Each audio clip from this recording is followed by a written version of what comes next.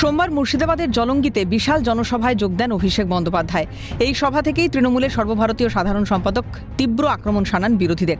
ঠিক তেমনই মুর্শিদাবাদে 22-0 করার বার্তা দেন অভিষেক। 2021-এর ভোটে মুর্শিদাবাদের অধীনস্থ 22টি আসনের মধ্যে মাত্র 2টি আসনে পরাজিত হয় তৃণমূল। মুর্শিদাবাদ জেলায় 2টো আসনে আমরা পরাজিত হয়েছিলাম 2021 সালের ভোটে, এক মুর্শিদাবাদ, এক বহরমপুর। আমি এবার আবেদন করতে এসেছি আপনাদের কাছে যে এবার 22-0 তৃণমূলের পক্ষে করতে হবে। জলঙ্গিতে ডোমকল ও জলঙ্গি বিধানসভার প্রার্থী হুমায়ুন কবির ও বাবর আলী সমর্থনে সভা করেন অভিষেক বন্দ্যোপাধ্যায়।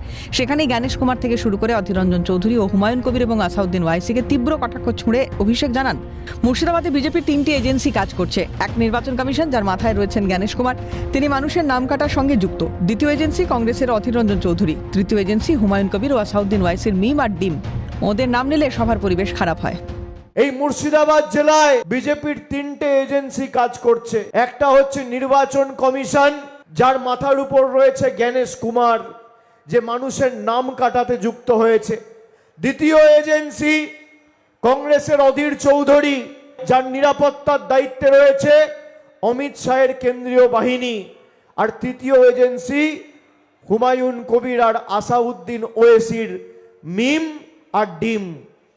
একদিকে মিম আর একদিকে ডিম। ওর নাম নিলে সবার পরিবেশ খারাপ হয়। এসবের পাশাপাশি এসআইআর প্রক্রিয়ায় যাদের নাম বাদ গেছে তাদের আশ্বাস দিয়ে অভিষেক বন্দ্যোপাধ্যায় জানান, আমরা লড়াই করেছি, তাই আপিলের ট্রাইব্যুনাল তৈরি হয়েছে। সেই সঙ্গে ভরা সভা থেকে আশ্বাস দিয়ে বলেন, যাদের নাম জোর জবরদস্তি তালিকা থেকে বাদ দেওয়া হয়েছে তারা আতঙ্কিত হবেন না। আমরা লড়াই করেছি বলে অ্যাপিলেট ট্রাইব্যুনাল তৈরি হয়েছে। আমরা লড়াই করেছি বলে আবেদনপত্র জমা দেওয়ার সুযোগ মানুষ পেয়েছে।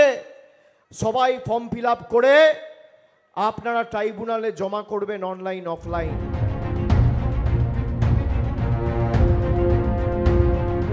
মালদার হরিশ্চন্দ্রপুরে মেগা রোড শো করেন অভিষেক বন্দ্যোপাধ্যায়। চাঁচলের প্রার্থী প্রসূন বন্দ্যোপাধ্যায় ও হরিশ্চন্দ্রপুরের প্রার্থী মতিবুর রহমানের সমর্থনে আয়োজিত এই কর্মসূচিতে উপচে পড়া ভিড় লক্ষ্য করা যায়। রাস্তার দুধারে অগণিত মানুষের ভিড় দেখে আপ্লুত অভিষেক জানান, আমি নিশ্চিত এবার বহিরাগত জমিদারদের বিদায় আসন্ন। আমি নিশ্চিত এবার মালদায় বহিরাগত জমিদারদের বিদায় আসন্ন।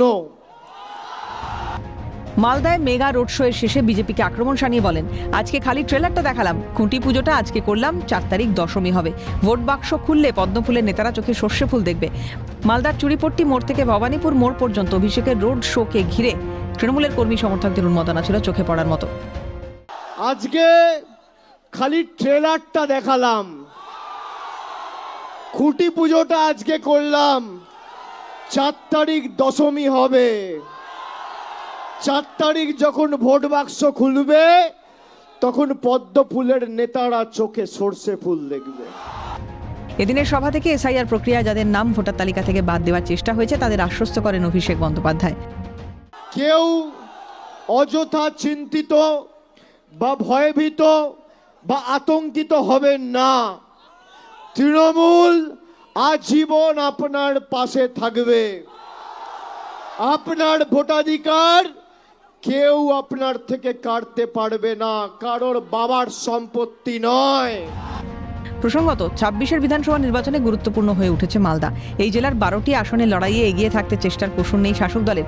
তবে সব মিলিয়ে অভিষেক বন্দ্যোপাধ্যায়ের রোড শো ঘিরে উন্মাদনায় মেতে ওঠে হরিশ্চন্দ্রপুর ও চাঁচল। অভিষেক সাহার রিপোর্ট, ক্যালকাটা নিউজ।